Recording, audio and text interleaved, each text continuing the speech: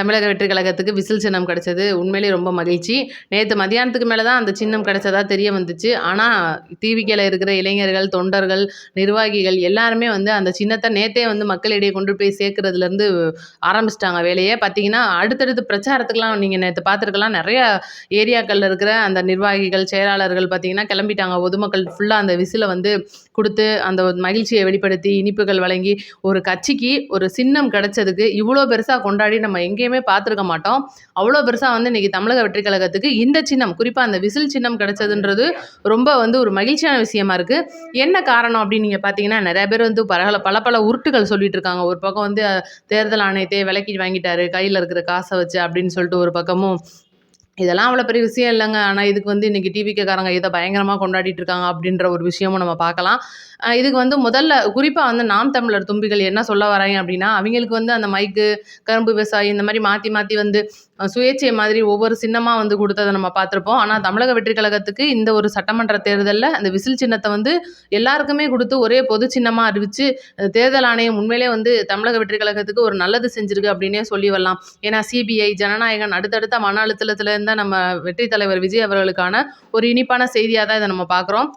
இன்னும் பார்த்தீங்கன்னா, இப்ப தேர்தல் ஆணையம் எந்த அடிப்படையில சின்னம் ஒதுக்குறாங்க அப்படின்னு நீங்க கேட்டீங்கன்னா, பொதுவா வந்து இப்போ ஒரு கட்சி வந்து புதுசா பதியிறாங்க. இன்னும் பார்த்தீங்கன்னா, தமிழக வெற்றி கழகத்த பொறுத்தவரைக்கும் தேர்தல் ஆணையத்தால அங்கீகரிக்கப்படாத கட்சியா தான் இருக்கு. வெறும் பதிவு பண்ண கட்சியா மட்டுமே இருக்கு அப்படின்னும்போது, இத யோசிச்சுட்டு என்ன சின்னம் குடுப்பாங்க? என்ன மாதிரியா இருக்க போது?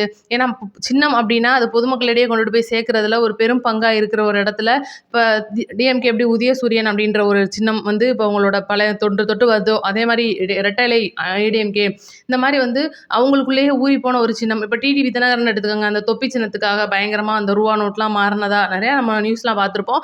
அந்த ஒரு கேஸ்க்கு பயந்து தான் இன்னைக்கு இவர் போய் பிஜேபில சேர்ந்துட்டார் அப்படின்ற மாரிலாம் வந்து பேசிட்டு இருக்காங்க.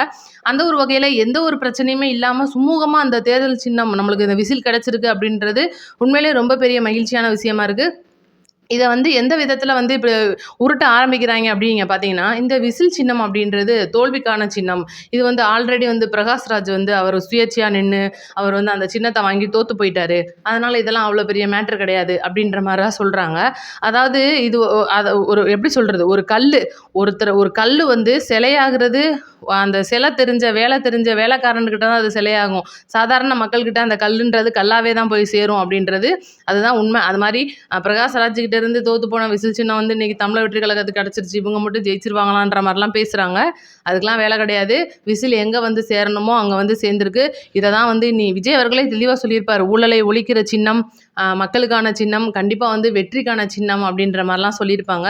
இப்ப பார்த்தீங்கன்னா 2வது நம்ம தமிழக வெற்றி கழகம் வந்து இப்ப கூட்டணி பிரச்சனை. அந்த பிரச்சனைய தான் நம்ம பேசுறதுக்கு வந்திருக்கோம். என்னன்னு கேட்டீங்கன்னா, இப்போ வரைக்கும் வந்து எந்த ஒரு பெரிய கட்சியும் வந்து கூட்டணிக்கு வராம இருக்கு. கே.எஸ். சொல்லியிருப்பாரு. இப்ப 23ஆம் தேதிக்கு மேல வந்து பெரிய கட்சிகள் வந்து இணைய போறாங்க. இந்த மாற்றங்கள்லாம் வரும்னு சொல்லியிருப்பாரு. என்னடா இது பிரதமர் வராரு. இங்கிட்டு ஒரு பக்கம் வந்து பயங்கரமா டிடிவி தினகரன்ல இருக்கட்டும், ஏடிஎம்கே, பிஜேபி பயங்கரமா வந்து கைகோர்த்து பாமக எல்லாம் வந்து இன்னைக்கு பிரதமரோட ஒரு பெரிய விழால வந்து கலந்துக்கிறாங்க. அந்த மாரிலாம் சொல்லிட்டு இருக்காங்க. இங்கிட்டு பார்த்தீங்கன்னா, டிஎம்கே அது எப்பவும் போல போயிட்டுருக்கு. காங்கிரஸ்லாம் வந்து டிவிக்கு கூட வரவே வராது. நம்ம துளி கூட எதிர்பார்த்துற வேணாம் அப்படின்னு சொல்லி நம்மளும் நெறைய இடத்துல சொல்லியிருக்கோம். காங்கிரஸ்லேருந்து சில நபர்கள் வந்து சேர்றாங்க. நேத்து பார்த்தீங்கன்னா, விசில் சின்னம் கிடைச்சதுக்கு காங்கிரஸோட மாணிக்கம் தாகூர் வந்து ஒரு அளவுல ட்வீட் போட்டு பயங்கரமா வந்து டிஎம்கேவே திரும்பி பார்க்க வச்சிருப்பாரு. இதெல்லாம் வந்து பார்த்தீங்கன்னா, முழுக்க முழுக்க டிஎம்கேலேருந்து தொகுதி பங்கீட்டு பிரச்சனைக்கு டிஎம்கேவை மிரட்டுற ஒரு வேலையா தான் இத நம்ம பார்க்கப்படுது. மத்தபடி காங்கிரஸ் வந்து டிவிகேவோட வருவாங்க அப்படின்றதெல்லாம் நம்ம எதிர்பார்க்க வேண்டாம். கேட்டீங்கன்னா, இப்ப அமமுக போய் டி அ என்டிஏல சேர்ந்துருச்சுன்னோனே, அமமுகவோட கட்சி போய் சேர்ந்துருச்சு அப்படின்றது வெளியில பேசு பொருளா இருந்தா கூட, அமமுகல இருக்கிற நெறைய பேருக்கு வந்து அந்த என்டிஏல போய் சேர்றதுன்றது விருப்பம் இல்லாம இருக்கு. இன்னைக்கு கூட பார்த்தீங்கன்னா, அமமுகவோட துணை பொதுச் செயலாளரா இருக்க மாணிக்கம் ராஜான்றவரு போய் டிஎம்கேல சேர்ந்திருக்காரு. இதெல்லாம் பார்க்கும்போது அவங்களோட கட்சிய கொண்டுட்டு போய் நான் வந்து சேர்க்கிறேன் அப்படின்னு வேணா இஷ்டத்துக்கு அவங்க போய் சேர்த்துக்கலாம். ஆனா, தொண்டர்களோட மனநிலை, மாவட்ட நிர்வாகிகள், செயலாளர்கள் அந்த அந்த கட்சியில இருக்கிற அடிமட்ட தொண்டர் வரைய கேட்டுட்டு தான் ஒரு தலைவர் முடிவு பண்ணணும் அப்படின்றது இன்னும் எந்த கட்சி தலைவருக்கும் தெரியல. இப்ப நம்ம ஓபிஎஸ் எடுத்துக்கங்க. அவர் வந்து என்டிஏல போய் சேர்ற மாரியே கிடையாது. ஏன்னா, யாருமே அவர கூப்பிடல. தனித்து விடப்பட்டிருக்காரு. அவரோட ஆதரவாளர்கள்ல 2 பேர் பார்த்தீங்கன்னா, டிவிகேல வந்து சேர்ந்துட்டாங்க.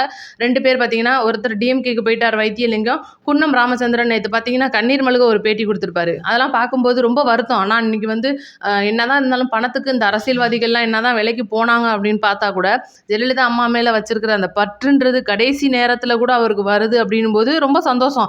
ஆனா, அது வந்து அடுத்தவங்க சொல்லி வந்திருக்கு. இப்ப அவரோட பொண்ணு வந்து அவர வந்து சொல்லி, "என்னப்பா நீங்க டிஎம்கேக்கு போயிட்டீங்க அப்படின்னா, ஜெயலலிதாவோட அம்மாவோட படத்த உங்க அலுவலகத்துலருந்து எடுக்க வேண்டி வரும். இந்த மாரிலாம் ஒரு பிரச்சனை வரும்போது உங்களால அது முடியுமா? நம்ம கட்சிக்கு நமக்குன்னு சோறு போட்டவங்க அந்த அம்மாவ நீங்க வந்து எடுக்குறீங்க அப்படின்னா, அது எவ்வளோ பெரிய ஒரு அவமானம்." அப்படின்ற மாரிலாம் அவங்க பொண்ணு கேட்டிருக்காங்கன்னும்போது ரொம்ப சந்தோஷமா இருந்துச்சு.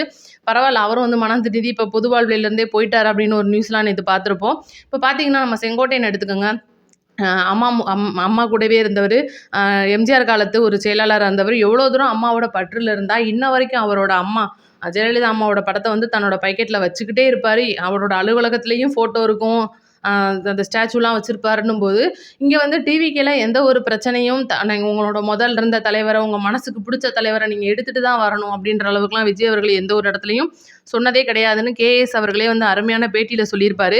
இந்த மாதிரி தொண்டர்களோட மனநிலையையும், அங்க ஒவ்வொரு கட்சிக்குள்ள போறபோது, அவங்க வேற ஒரு கட்சியிலேருந்து வந்திருக்காங்க. அவங்களுக்கு பதவிய மட்டும் குடுத்துட்டாலே அவங்க சந்தோஷமாயிருவாங்க அப்படின்னு சொல்லிட்டு சில மனப்போக்குல இருக்காங்க பார்த்தீங்களா? அதிகார திமிர்ல இருக்கிறவங்க. அத வந்து நம்ம மாத்திக்கிறணும். அத தான் நம்ம சொல்ல வந்தோம்.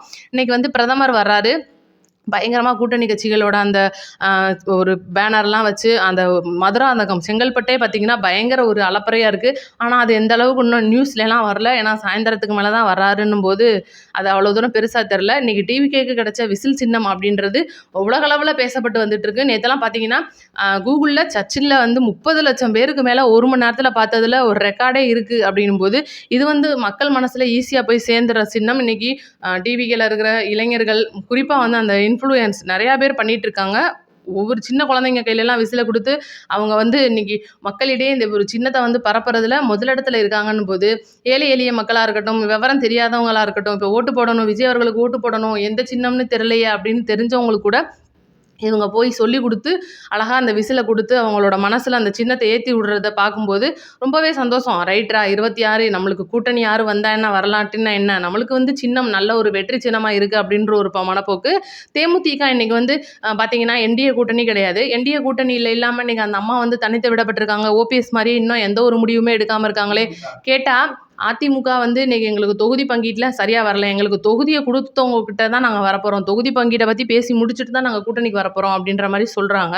இன்னொரு பக்கம் பார்த்தீங்கன்னா, திமுக கிட்ட போய் எப்படி தேமுதிக சேருவாங்க அப்படின்னு இந்த நியூஸ்காரங்க பயங்கரமா உருட்டுறாங்க. கொஞ்சமாவது தேமுதிக கட்சியில இருக்கிற பிரேமலதா அம்மாவும் சரி, இல்ல அந்த கட்சியில இருக்கிற தொண்டர்களும் சரி, தன்னோட தலைவர வந்து ஒரு சாதாரண ஒரு நடிகர வச்சு அவ்வளோ தூரம் மோசமா, இப்ப வைகை புயல் வடிவேலு அப்படின்றவரு நடிகர். அவர் வந்து எந்த அளவுக்கு அரசியல்வாதியோ அது நமக்கு தேவையில்ல. அப்படியே அசிங்கமான வார்த்தைகளால வசைபாடி இன்னைக்கு விஜயகாந்த் அவர்களோட நன்மதிப்பை கெடுக்கிற அளவுக்கு பேசின வடிவேல வச்சு கேவலப்படுத்தின அந்த கட்சிக்கு போய் இன்னைக்கு திமுகல அ பிரேமலதா அம்மா சேரணும்னு சொல்ற தொண்டர்கள நம்ம என்ன சொல்றது? இன்னைக்கு தேமுதிகவோட வரலாறு அப்படின்னு நீங்க பார்த்தீங்கன்னா, ஒரு காலத்தில விஜயகாந்த் ஐயா வந்து ஒரு கல்யாண மண்டபம் வச்சிருப்பாரு. அந்த கல்யாண மண்டபத்துக்கு பக்கத்தில பார்த்தீங்கன்னா, ஒரு பாலம் கட்டுற ஒரு வேலை வந்திருக்கும். அந்த வேலை வந்து லைட்டா பெண்டிங் போச்சுன்னா, அந்த மகால இடிக்க வேண்டியது வந்திருக்காது அப்போ கலைஞர் ஆட்சியில. ஆனா, அத அவங்க ஏத்துக்காம, அந்த மகால இடிச்சு தரமட்டமாக்கிட்டு தான் அந்த ஒரு பாலத்த, அதாவது பாதிக்கு மேல உடைச்சுட்டாங்க அப்படின்னும்போது, அதுக்கு மேல தான் அந்த பாலத்த கட்டியிருக்காங்க. அப்ப தன்னோட நன்மதிப்பை பெற்ற ஒரு தலைவர்கிட்ட போய் விஜயகாந்த் அவர்கள் கேட்டும் இவர் செஞ்சு குடுக்கல அப்படின்ற ஒரு கோவத்துல ஆரம்பிக்கப்பட்ட கட்சி தான் இந்த தேமுதிக. இது வந்து தேமுதிகல இருக்கிற அடிமட்ட தொண்டர், வயசானவங்களுக்குலாம் தெரியும். அப்படின்னும்போது இந்த அம்மா போய் மறுபடியும் திமுக கால்ல விழுகுறாங்க அப்படின்னா, அது அந்த தொண்டர்களுக்கு வெளிச்சம். ஐயா விஜயகாந்த் அவர்களுக்கு வெளிச்சம். அவர் வந்து நல்ல புத்திய குடுத்து, எங்கிட்டுனாலும் போய் நல்லபடியா இருந்துக்கங்கம்மா அப்படின்னு சொல்லி, ஏன்னா இன்னைக்கு 1.5% வாக்கு வங்கி இருக்கும்னு வச்சுக்கோங்களேன். இன்னைக்கு வந்து டிவிக்கேல சேர்றாங்கன்னும்போது பெரிய மாற்றங்கள்லாம் ஒண்ணும் வராது. இருந்தா கூட விஜயகாந்த் அவர்களை தன்னோட அண்ணன்னு சொல்லிக்கிட்டு இருக்கிற விஜய் அவர்கள்ட்ட வந்து இன்னைக்கு விஜயகாந்த் அவர்கள் தொண்டர்கள் நிறைய பேர் வந்து சேர்ந்துட்டாங்க.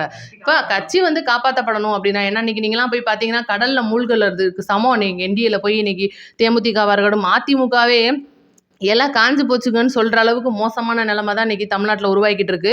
ஏன்னா, இன்னைக்கு தமிழ்நாட்ட பொறுத்தவரைக்கும் எந்த ஒரு முடிவுமே வந்து தமிழக அரசால் எடுக்கப்படுதா அப்படின்னு கேட்டீங்கன்னா கிடையாது. மத்திய அரசால் தான் எடுக்கப்படுற அளவுக்கு மோசமான நிலைமை இன்னைக்கு தமிழ்நாட்டுல இருக்கு அப்படின்னா, அதுக்கு காரணம் இன்னைக்கு நம்ம தமிழ்நாட்ட மெல்ல மெல்ல காவி சாயத்த பூசிட்டு வர்றாங்களோ அப்படின்னு கேட்குற அளவுக்கு தான் இருக்கு.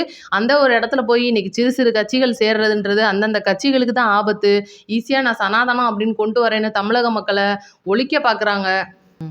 இன்னைக்கு பார்த்தீங்கன்னா, எல்லாத்துக்குமே தமிழ்நாடு வந்து மத்திய அரசுலயே கையேந்தி நிக்கிற ஒரு நிலைமை தான் வருது. உதாரணத்துக்கு பார்த்தீங்கன்னா, உதய் மின் திட்டம். இத நம்ம ரேஷன் கடையில அரிசி வாங்கணும்னா கூட இன்னைக்கு மத்திய அரசுல தான் போகணும். இன்னைக்கு வந்து நம்ம கேட்குறோம், தமிழ்நாட்ட ஆள்றவங்கள்ட்ட நம்ம கேள்வி கேட்குறோம். எல்லாமே வந்து எடப்பாடி அவர்கள் எதெல்லாம் வந்து ஜெயலலிதா அம்மா இந்த திட்டம்லாம் வேணான்னு கையெழுத்து போடாம வச்சிருந்தாங்களோ, நீட்டு முதற்கொண்டுங்க பூராத்துக்கும் கையெழுத்து போட்டு குடுத்து முடிச்சுட்டு, இன்னைக்கு வந்து இப்ப ஆள்ற நம்ம ஸ்டாலின் ஐயாவ நம்ம குறை சொல்றோம். நாளைக்கு ஆளப்போற விஜய் அவர்களே நம்ம குறை சொல்ல வேண்டிய நிலைமை வரும் அப்படின்னா, அதுக்கு காரணம் முழுக்க முழுக்க மத்திய அரசா மட்டுமே இருக்கும். ஏன்னா, அவங்க வந்து முழுக்க முழுக்க எடப்பாடி அவர்கள் வந்து வடநாட்டுக்கு சாதகமான பிஜேபி கிட்டேயே வந்து நம்ம தமிழ்நாட்டை அடகு வைக்கிறாரோ அப்படின்னு தான் தோணுது. இப்போ பார்த்தீங்கன்னா ஏகப்பட்ட திட்டங்கள் 5 திட்டம் கொடுத்தாருங்க. அதெல்லாம் மக்களுக்கு வந்து உதவுமா அப்படின்னு நீங்களே யோசிச்சு பாருங்க. இன்னும் எதெல்லாம் மக்களை வந்து அடிமட்டமாக இருக்கிற காசை கூட சுரண்டி இழுத்து இன்னைக்கு தமிழகத்தை இழுத்து தான் இந்தியாவே வாழணும் அப்படின்னா எதுக்கு அந்த ஆட்சி நமக்கு வேணும் அப்படின்னு தேவையில்லை. நீ பிரதமர் அவர்களை பொறுத்த வரைக்கும் இந்தியாவுக்கு நல்ல பிரதமராக செயல்படுறாரு. நம்ம அதை எந்த இடத்துலையுமே குறை சொல்ல வரல. இன்னைக்கு சிறு சிறு கட்சிகள் போய் அடைக்கலம் புகுற இடம்ன்றது இந்த கரையான் புத்தெடுக்க கருணாகம் கொடுப்பு உந்துன்னு சொல்லுவாங்கல்ல, அந்த மாதிரி ஒரு காரணமாக தான் ஆகுது தமிழ்நாடு. அதை நம்ம தான் நீ பார்க்கணும். ஏன்னா இன்னைக்கு நம்ம சீமானண்ணன் சொல்கிற வார்த்தைகளையும் நம்ம காது கொடுத்து கேட்க வேண்டியதாக இருக்குது. தமிழ்நாட்டை மெல்ல மெல்ல வடநாட்டுக்காரன் ஆள போகிறான்டான்னு சொல்லுவாங்க பார்த்தீங்களா, அந்த ஒரு நிலைமை சீக்கிரம் வந்துடக்கூடாது அப்படின்னா நம்மளுடைய ஒரே சின்னம் விசிலாக இருக்கணும். தமிழ்நாட்டை மாற்றணும், வேறு வழி இல்லை, ஊழலை ஒழிக்கணும் அப்படின்னு நம்மளோட வெற்றி தலைவர் விஜய் அவர்கள் சொல்லிட்டு இருக்கிற ஒவ்வொரு வார்த்தையும் நம்ம தமிழக வெற்றி கழக தொண்டர்கள் தான் நிறைவேற்றணும். இன்றைக்கி பார்த்தீங்கன்னா முழுக்க முழுக்க தமிழ்நாட்டை வேறு வழியே இல்லாமல் இன்னைக்கு கொண்டுட்டு போய் அடகு வைக்கிறவங்கள்ட்ட மத்தியில் தமிழ்நாட்டை மீட்டெடுக்க வேண்டியது நம்மளோட கடமையாக இருக்குது. நம்மளோட சேனல் பார்க்குற நிறைய பேர் வந்து நம்ம சேனலை ஷேர் பண்ணி விடுங்க. இன்னொரு வீடியோவில் சந்திப்போம். நன்றி, வணக்கம்.